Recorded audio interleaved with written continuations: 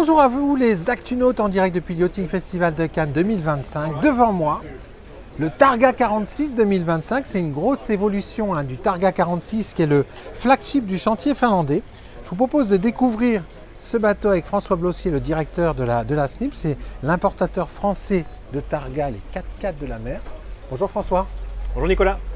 On est à bord d'un gros millésime du Targa 46, c'est le flagship de la gamme. Alors ce qui est incroyable, c'est que c'est la première fois que Targa expose à Cannes. Oui, enfin, ça fait quelques années qu'on le souhaitait. Ouais. Ça n'a pas été si facile d'intégrer le salon parce qu'effectivement, il y a beaucoup de demandes sur ce salon et listes d'attente. Donc les chantiers renouvellent chaque année. Ouais. Donc il a fallu réussir à s'insérer et on est content. Aujourd'hui, on est sur un bel emplacement là sur le quai Saint-Pierre et on a amené un magnifique Targa 46 qui a été pour l'occasion relifté entre guillemets avec toutes les petites évolutions qui vont en plus bien pour l'utilisation en Méditerranée. Ah oui, parce que Targa, les Actunautes, c'est vraiment le chantier qui peaufine, améliore, fait évoluer ces bateaux régulièrement pour qu'ils offrent les dernières fonctionnalités. Tout à fait, un chantier surtout qui est à l'écoute de ses clients et de ses agents. Et effectivement, on vend beaucoup régulièrement de bateaux en Méditerranée, mais il y a toujours le savoir-faire, le retour d'expérience de ses clients qui nous disent si vous aviez peut-être quelque chose comme ci ou comme ça sera encore plus confortable, un peu plus adapté à l'utilisation qu'on en a. Et chose que à force de cumuler au fur et à mesure des années plein de petites idées comme ça, aujourd'hui on aboutit sur ce bateau qui coche un peu toutes les cases pour avoir tout l'avantage du Targa, mais adapté à sa navigation en Méditerranée.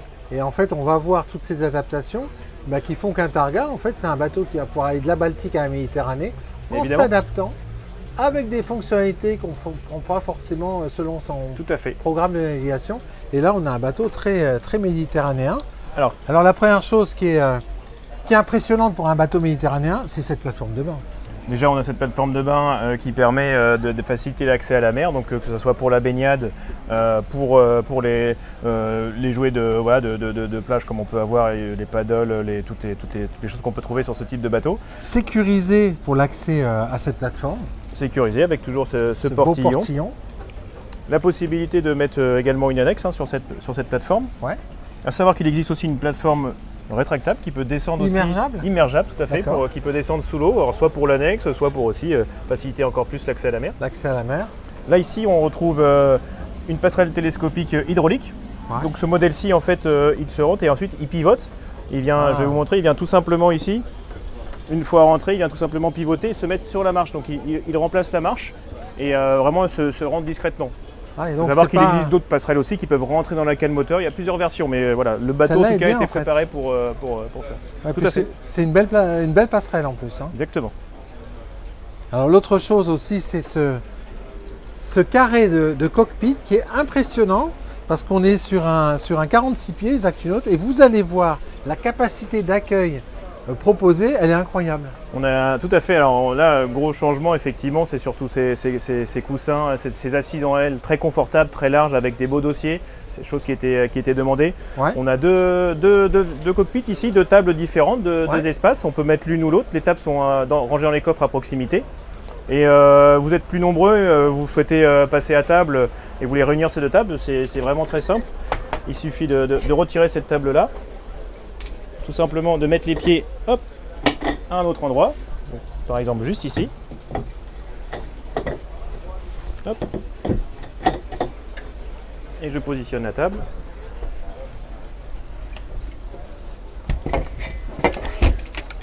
Et voilà. Et donc là vous avez agrandi votre table, vous avez un coussin évidemment qui vient ici, des chaises qui viennent sur le pourtour. Sur le pourtour. Et vous pouvez ici manger à 8-10 sans problème. Très confortablement. Tout à fait. Très simplement. Très simplement, on est abrité évidemment du soleil, on a tous les taux qui vont bien, on a les taux qui viennent aussi en latéral, en micro perforé, si on a du soleil pour justement garder cette ventilation mais sans avoir trop de vent et trop de soleil sur soi. Donc tout ce qu'il faut pour passer un bon moment ici à table, à l'abri du soleil, mais ventilé et vue sur l'eau. Et vue sur l'eau. Ça c'est vraiment très agréable. Alors au niveau des évolutions, on a aussi le flybridge. Parce que sur le flybridge... Tout à fait. Venez voir.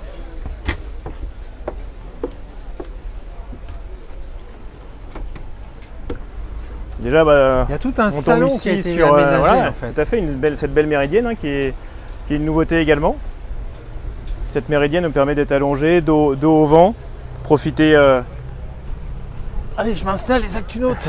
je pense à vous les actunautes. Hein. Profitez du soleil, on peut venir s'asseoir aussi face à la table ici. On a une table qui est sympa aussi pour idéal pour un apéritif. Exactement. Le siège pilote qui se retourne pour vraiment, encore une fois, l'esprit convivial, tous se mettre autour d'une table pour pouvoir on est bien protégé du soleil et là c'est vrai qu'on est isolé finalement puisqu'on est sur ce fly. Il y a beaucoup d'espace et chacun dans son coin. On a le coin salon, on a les méridiennes. Ouais. On a vraiment un bimini qui est suffisamment large, suffisamment long aussi pour vraiment protéger complètement ce cockpit. Il est réglable devant, derrière pour justement adapter en fonction du soleil pour être bien long. Là, je te propose de regarder ce tableau de bord. Alors regardez, la méridienne, on bascule le dossier. Voilà. Et finalement, on a les passagers dans le sens de la marche. 2 places dans le sens de la marche. Oh, mais c'est une nouvelle boîte à gants, ça. Une belle boîte à gants, là, qui est bien remplie, mais tout à fait. Une belle boîte à gants. C'est une nouveauté. Ainsi que ce tableau de bord qui a été complètement revu, repensé. Ça modernise un peu l'ensemble. On a vraiment tout sous la main. Les écrans ont été redressés. Et voilà, et ça, retour d'expérience également, effectivement, en plein soleil, c'est parfois difficilement lisible. Donc là, on remet tout ça un peu plus raide pour avoir moins de rayons du soleil dessus et vraiment accessible à portée de main juste devant. Là, on a deux beaux 12 pouces côte-côte. Voilà, ça fait... Le volant est réglable. Le volant réglable, bien sûr. On a le siège aussi qui est également en version semi-debout. Si vraiment on va avoir une bonne visibilité, là, je vois très bien l'encre devant. Si je me retourne, je vois la plateforme arrière. Donc d'ici, pour manœuvrer, c'est super. Ouais, Alors, dernière chose sur ce Flybridge, nouveau pare-brise. Nouveau pare-brise avec une main courante intégrée dans la partie haute du vitrage. C'est du costaud les activotes. Qu'on peut se tenir. Oui, tout à fait. On modernise l'ensemble. Il y a un petit peu moins de vis, un peu moins de choses. Voilà, on a quelque chose d'encore plus costaud. J'aime beaucoup cette finition noir mat là. Alors, on a la finition Black Line. Ça, je pense que nos clients connaissent cette finition là. Celle-ci, il a le Black Line nouvellement Extreme. Donc le Black Line Extreme, c'est quoi? C'est qu'on a ces Black Lines sur vraiment l'ensemble du bateau. Là, ça a été peaufiné dans tous les détails. Ça veut dire qu'ici, tous les accessoires sont noirs. Ça passe de la caméra au feu. Tous les passe-coques sur la coque sont en noir. Les charnières des coffres, l'ensemble des choses qui sont visibles sont passées en noir. On appelle ça le Black Line Extreme. On le voit ici, les activotes. Pour ceux qui aiment cet aspect Black Line, voilà, il est poussé jusqu'au bout. Mais évidemment, tout inox, c'est très bien aussi. Et ça existe toujours. Voilà, Black Line, même pour les portes gobelets. On va aller sur les passes avant et de voir notre cockpit avant. Ouais. Alors les passes avant toujours très sécurisées. Toujours aussi large, très sécurisé. La main courante en tech, 4 cm de tech, elle arrive au niveau des hanches. Voilà, juste ici. Hyper sécure en navigation. On a les sorties latérales, que ce soit derrière, devant, ici. On peut vraiment facilement sortir quand on fait une manœuvre. Et là, bien sûr, Méditerranée oblige, il faut quand même un bain de soleil ici pour profiter du soleil, du paysage. Évidemment, on a aussi des systèmes de toiles tendues qui viennent au-dessus avec des beaux poteaux carbone devant. Bimini aussi éventuellement, mais effectivement, la toile tendue, c'est bien. Assez dans Regardez le souci du détail, les actunautes. Un petit passepoil comme j'aime bien. Regardez, pensez autour de vous et posez-vous la question, combien de fois le voyez-vous sur un bateau? C'est très rare le passepoil parce que finalement, c'est de la main d'œuvre. C'est du temps. Et c'est du temps. C'est du temps et ce qu'on retrouve dans la menuiserie à l'intérieur, c'est des belles choses, mais oui, effectivement, c'est de la main d'œuvre, c'est du temps humain pour faire ces choses-là. Alors regardez aussi cette échelle avant typiquement nordique qui permet de descendre. Une belle ancre qu'on retrouve effectivement beaucoup dans le coin, cette ancre ultramarine. Inox. Tout inox avec sa chaîne inox et cette baille à mouillage bien profonde comme il faut. Bien profonde. Voilà, et les prises de quai aussi, devant, derrière. Ouais, très simple. Et alors on va voir une autre évolution sur ce bateau. Voilà, ça c'était un défaut du 46 et il a été gommé. Tout à fait. C'était la taille des portes. Sur les tailles en dessous, effectivement, ça posait moins de soucis. Sur les petits bateaux, c'était pas un problème, mais sur un gros. Mais là, on a envie de rentrer pour aller vers l'arrière ou vers l'avant assez facilement. On pouvait effectivement se bloquer un petit peu l'épaule au passage. Ouais. Tout simplement 15 cm de plus ici. 15 et là, cm. on passe facilement. Ah oui, 15 cm de plus d'ouverture. C'est-à-dire que quand c'est ouvert, regardez par rapport à la banquette, on est juste derrière la porte. Et puis ça tombe bien en fait, ça tombe au bon endroit. Tout à fait, ça facilite vraiment la circulation. On veut sortir et hop. Voici à l'intérieur. Alors là, les actunautes qui êtes les plus spécialisés dans les détails et qui connaissent le mieux Targa ont tout de suite compris le changement. C'est la taille du tableau de bord. La taille du tableau de bord, on a pris un petit peu plus d'importance ici. C'est pareil, on a une vingtaine de centimètres. 10-15 centimètres. Ouais, 20 centimètres à peu près ici. D'accord. Pourquoi? Il faut s'adapter aussi aux écrans du jeu. Aujourd'hui, les écrans ils sont de plus en plus grands, de plus en plus larges. Donc effectivement, il fallait adapter un petit peu l'ensemble du tableau de bord avec tous ces ustensiles. Ouais. On a plus de choses maintenant, que ce soit entre les joysticks d'un côté, les flaps Humphrey de l'autre, la VHF. La VHF qui a quitté le pilar droit pour rejoindre le tableau de bord. Voilà. Ouais, voilà. Le propulseur, propulseur proportionnel. Ce bateau est équipé en l'occurrence du Docking Assist de chez Volvo. D'accord. Une nouveauté aussi également, qui permet avec le positioning system, ensuite une fois que vous avez mis votre position instable, l'encre virtuelle, vous pouvez, si vous la mettez une vingtaine de mètres devant, vous pouvez simplement actionner votre joystick comme ceci, il va reculer au fur et à mesure de 1 mètre, 2 mètres selon les instructions que vous lui donnez. Une fois qu'il a fait sa commande, il ne bouge plus. Vous voulez exercer une pression sur un quai, vous mettez deux coups, le bateau va exercer une petite pression et vous pouvez exercer une pression constante pour que le bateau reste collé au quai si jamais le vent vous écarte. Et comme ça, on peut aller faire vous les mettre vos amarres. Ces lignes facilement. Et là, pour l'avoir essayé, c'est bluffant parce que je pense que les antennes aussi satellites ont bien évolué. Avant, on pouvait dire qu'on avait 1,50 m, 2 mètres pratiquement. Ça bougeait un petit peu pour il gardait sa position, mais on avait quand même un rayon qui était assez large. Ouais. Là, honnêtement, le rayon s'est vraiment réduit. Là, dans cette place-là, on le met, on a eu le temps largement. De venir chercher l'appendice par exemple sans que la jupe arrière vienne toucher derrière. Et ça c'est dingue parce qu'en fait en quelques années l'expérience et la facilité de manœuvre au port a complètement changé en fait. Ah oui, parce que là on est assisté avec des technologies qui sont vraiment utiles. Hein. Bah, ça rassure, vous sortez tout seul effectivement ou les invités sont occupés à autre chose, vous sortez, vous mettez votre positionnement dynamique, vous retirez vos pare-battages, vous retirez vos amarres. Et vous êtes devant la station de carburant, vous mettez ça, vous n'avez pas besoin de vous surveiller toutes les 3 secondes, savoir s'il n'y a pas un bateau qui va venir vous rentrer dedans. Donc c'est plutôt rassurant. Alors ensuite, changement dans la cabine avant.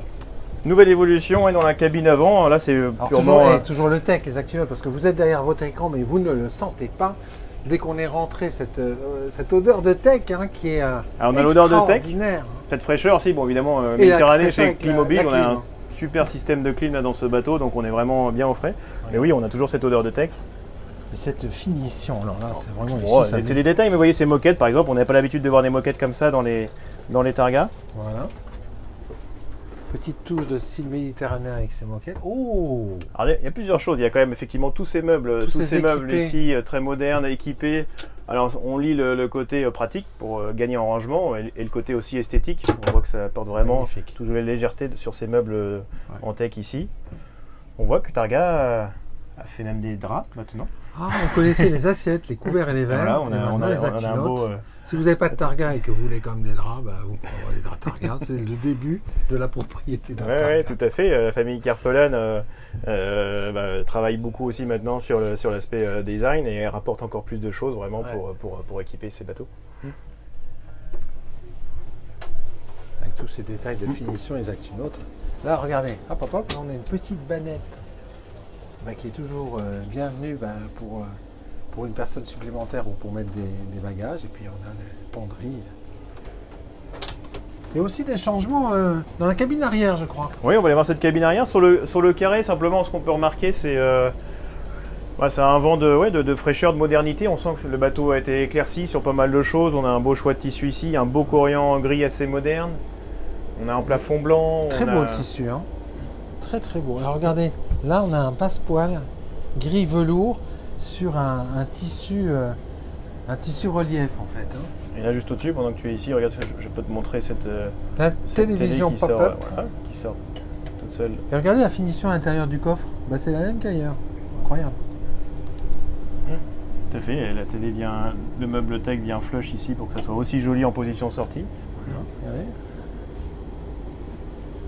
Voilà, on trouve nos armoires à épices que vous connaissez, mais c'est toujours super à voir. Le travail du tech ici, c'est toujours incroyable de voir ça. Donc, pour le coup, de le remontrer.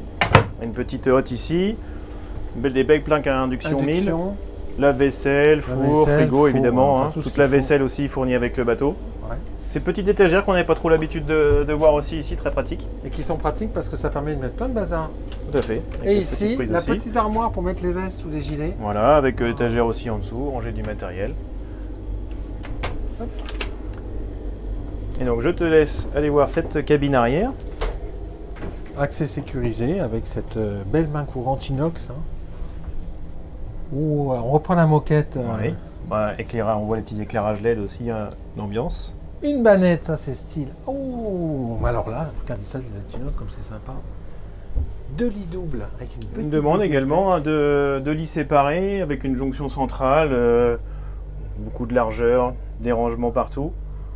Bien sûr, il existe en version lit double. Il faut savoir qu'il y a cette version aussi qui est assez demandée, qui est très sympa.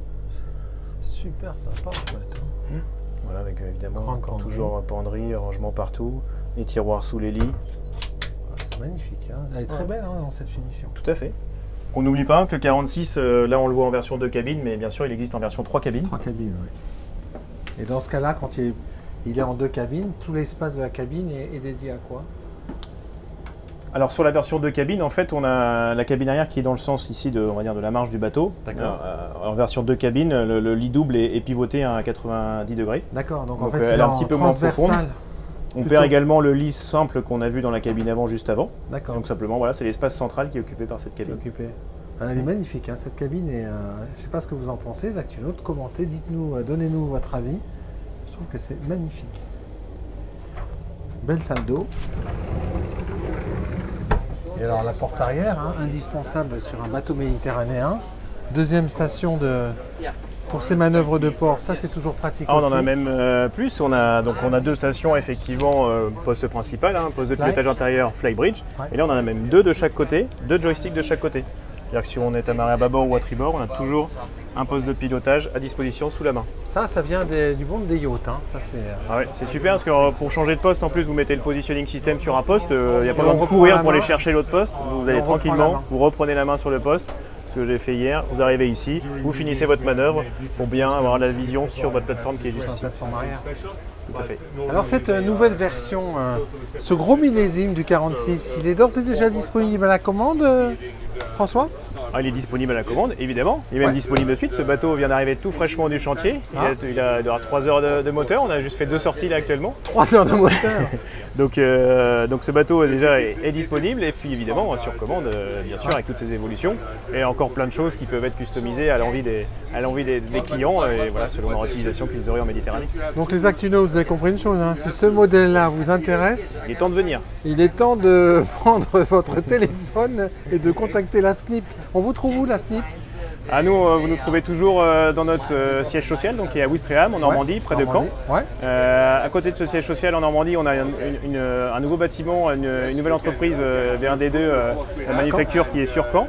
Et qui, elle, nous permet d'accueillir des plus grosses unités, de faire des refits de bateaux. Elle est très spécialisée aussi sur l'entretien, la maintenance, la construction de bateaux de course aussi à la voile. C'est une filiale qui est bien connue pour ça. On a également un chantier en Bretagne Sud, à Arzal, qui couvre tout le parc de nos bateaux qui sont dans cette région-là. Et ensuite, on a des points services techniques, notamment à Noirmoutier, à Port-Grimaud, ici, sur la côte méditerranéenne. Voilà, donc on a compris que ce nouveau Targa, on va dire version 2, Targa 46 version 2, en fait il s'est parfaitement adapté à la Méditerranée. Pour ceux qui avaient encore des doutes, voilà, le Targa, oui, c'est bien fait pour la Méditerranée. Vous avez un bateau qui tranche la mer comme jamais, et Dieu sait qu'en Méditerranée, on a de la mer courte, on a de la mer et qui se lève très rapidement. Donc avec un bateau comme ça, vous pouvez effectivement en Méditerranée, moi j'ai eu la chance de pouvoir naviguer un petit peu, vous pouvez faire plusieurs heures avec une mer d'huile, et d'un seul coup, vous ne savez pas pourquoi, vous passez un cap, vous avez des creux de 2 mètres. Avec ce bateau-là, vous ne faites pas peur. Ça coupe la mer, ça navigue droit, et on peut avoir des fortes moyennes, 25-30 nœuds. C'est 25-30 nœuds, effectivement. Vous avez un bateau, dernière chose, qui est très. J'ai remarqué ça aussi en l'utilisant ici, c'est qu'il est isolé pour le froid. Pays nordique, on dit c'est bien, etc. Coque moussée, c'est super. Mais avec le soleil qu'on a ici, toute la construction en sandwich, on a vraiment un bateau qui est isolé pour la chaleur. Et en fait, si vous prenez les bons rideaux déroulants anti-soleil, la clim, moi je l'ai à peine utilisée en fait, parce que la fraîcheur, si vous fermez bien vos portes derrière vous, le bateau garde sa fraîcheur.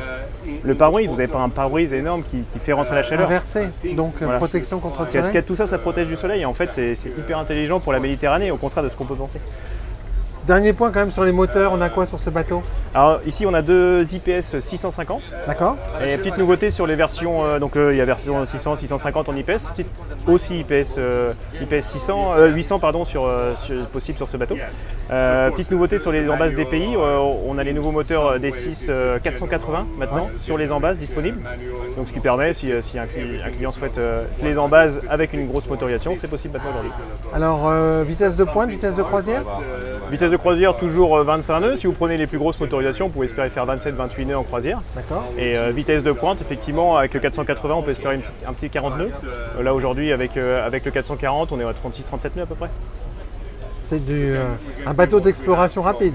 Oui, tout à fait, mais ce qui est intéressant, c'est d'être sur des régimes de moteur assez bas en vitesse de croisière et de pouvoir être tranquille entre 25 et 30 nœuds sans forcer dessus. Et là, c'est tranquille, là, on peut faire des heures de navigation. Ah, complètement, là, là d'ici, vous allez en Corse en 4 heures tout simplement. En combien? 4 heures. 4 heures. Cannes, la Corse, 4 heures, Targa 46. Vous savez qui contacter. Merci beaucoup, François. C'est moi, Nicolas, merci beaucoup.